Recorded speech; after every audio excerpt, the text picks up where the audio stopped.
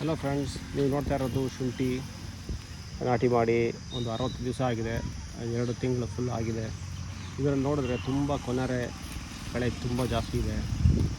ಶುಂಠಿ ಬೆಡ್ಡಲ್ಲೂ ಸರಿ,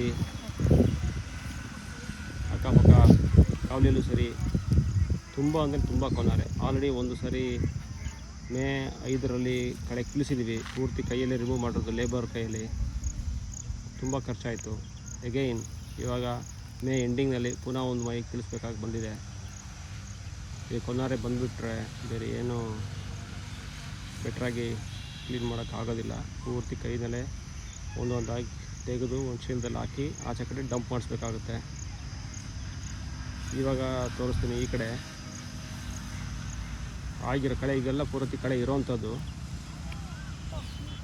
ಈ ಕಡೆ ನೋಡಿ ಕಳೆ ಆಗಿರೋವಂಥದ್ದು. ಇದು ಪೂರ್ತಿ ಕಳೆ ಕಂಪ್ಲೀಟ್ ಕಿತ್ತಿರೋದು ಯಾವ ಥರ ಇದೆ ನೋಡಿ. 2 ತಿಂಗಳಾಗಿದೆ ಶುಂಠಿಗೆ.